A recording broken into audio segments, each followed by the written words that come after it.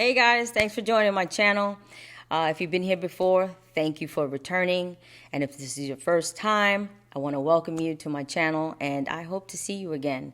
This is a channel that my husband and I created, and this is a channel to offer mentorship, inspiration, sales training, and then also, there are times when we have some really good knowledge and information that we need to share with you guys. This would be a part of that platform. And sometimes you'll see in one episode, I'll have all that stitching together, right, in just one episode. But today's episode, I am pretty excited about to share with you guys. Not like I'm sharing new stuff. I think this is more about a reminder of something that all of us need, including myself, especially when you're getting started with something new in your life. It could be a podcast.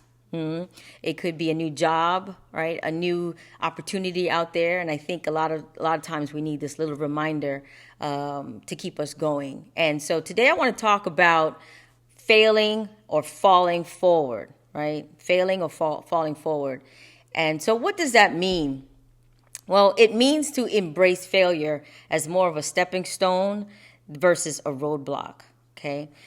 When you learn from your mistakes and you take accountability for the things that go wrong based on your actions, this is where you find growth. This is where you find an opportunity to change and improve. All of us at some point, I think we probably all have already learned a very valuable lesson, and that lesson is that life is just not fair. And so what if I told you that was probably the most valuable lesson that all of us could learn, is that life is not fair. It's probably one of the best lessons that we could teach our children. Kids today, I've noticed that they are even asking for participation trophies. All right. Growing up, I don't really remember what that was, a participation trophy. What was that? But someone schooled me on it and told me that a participation trophy is just getting them the kudos for showing up. Right? Yeah. Who does that? Come on, guys. That's not preparing them to thrive in the real world, is to give them a trophy for failing or for losing. Right? I come from a time and place. If you're a 70s and 80s baby like me, right? We come from a time and place that when you lost, you just lost. And the other team was like, making fun of you, and you were just like, man, all right, you got it. You got me on this time. And there was a lot of banter that went back and forth. But you knew you had to get your game up, right? You knew you had to work on your A game because you were going to meet that person or that team again. And the option of losing just wasn't an option that you were willing to take in, right?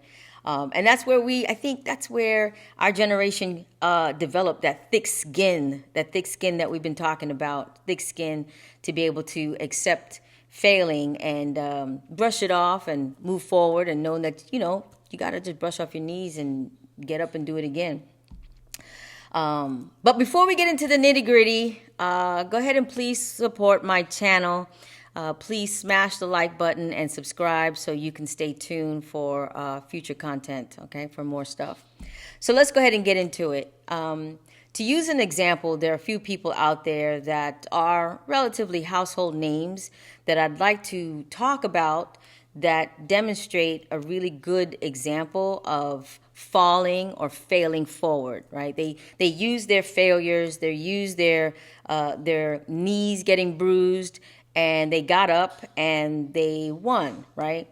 Now, some of these names you are probably going to be very familiar with, and you're probably going to be saying, yeah, but they had different resources.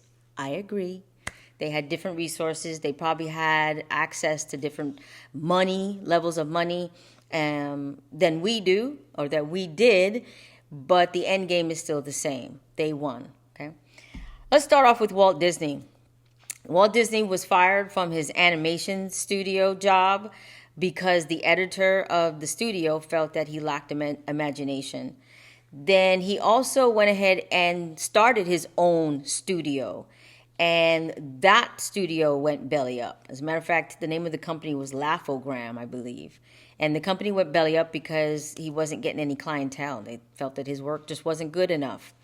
And then his first major character, even before Mickey Mouse, was a character named Oswald the Lucky Rabbit. And this particular character might have been the character that would have gotten him his name right, but he lost access to the character because of a bad deal with him and Universal. And then when the concept of Mickey Mouse was brought about, he had to go to the banks to get some financing, and the banks turned him down because they said that Mickey Mouse just didn't make any sense. So how about Steve Jobs, right? If you are an Apple drinker like me, Steve Jobs is a guy that you know and you love, right? And Steve, we all know that he created the company Apple, but Apple, the company he created, fired him in 1985. I think there was a lot of back and forth between him and the other leaders in the company. And then once he was fired, he went out and he started a tech company called Next. And Next today, if you do some research on Next, it's actually a big company. I believe that Next is the company that started or helped start Pixar Animation, which is the next big company that owns all these animated movies that we see today.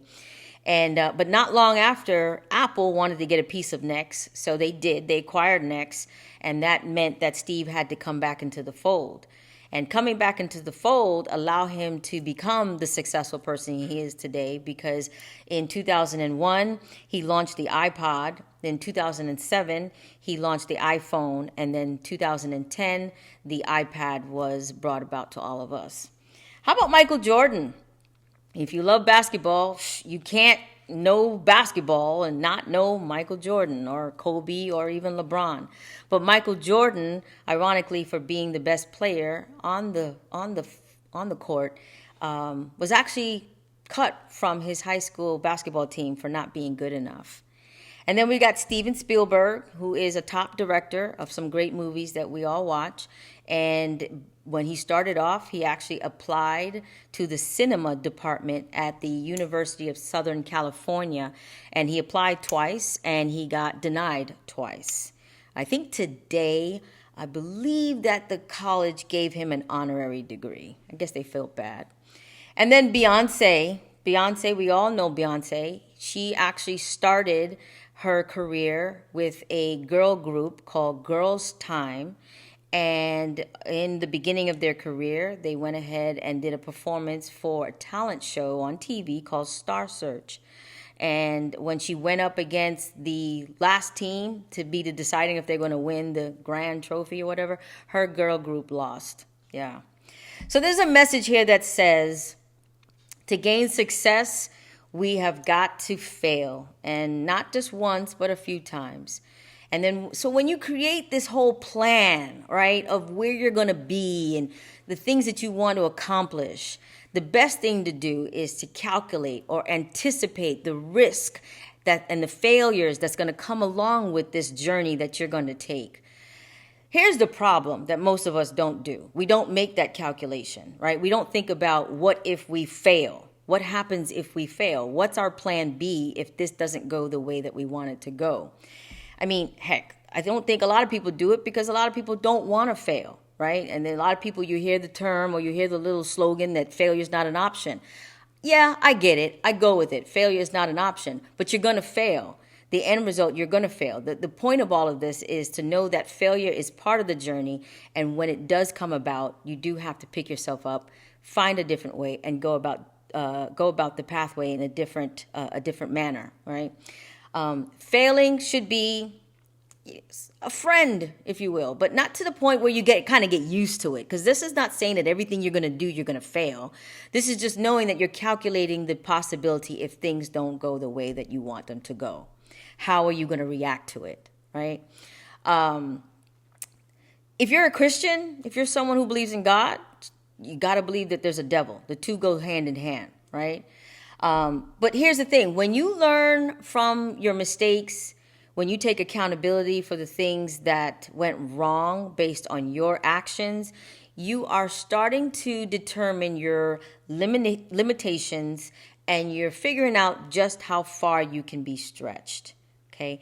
And then the point of this is to get up and start again. But here's the best news. You're not starting from zero. You're starting from experience. And when you start from experience, You're starting from a point of knowing what to do differently. So now you can start crafting a different strategy. Thomas Edison has a great slogan or a great saying that says I didn't create the light bulb.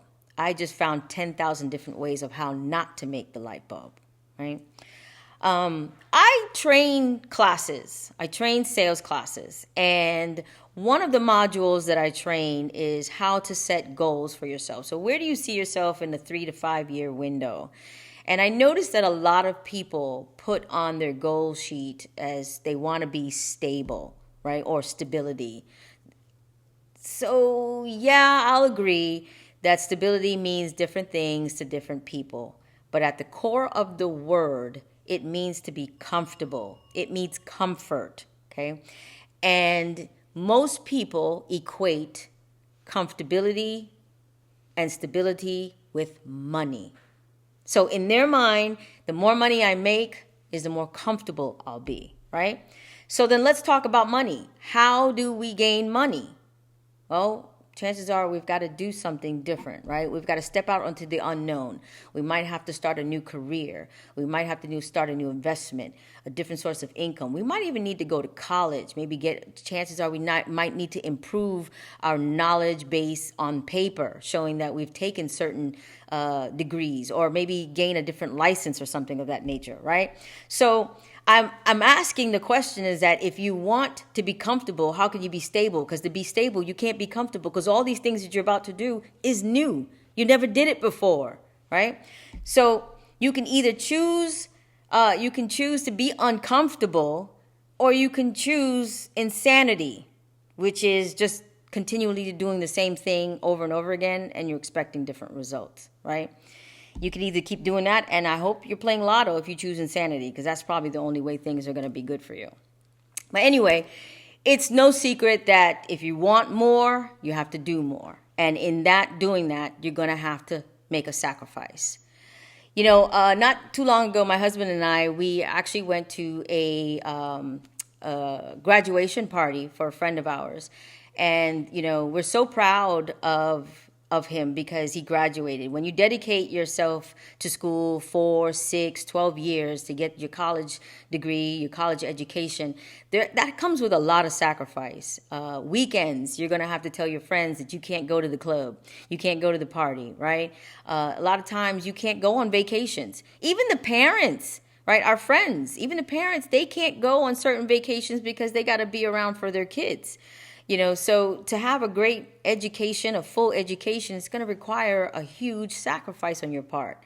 How about love? I recently got married to the love of my life. And a lot of people out there say, I want to be loved. I want to have kids. I want to be married, all this good stuff. But they say in the same breath that they're afraid of getting their heart broken.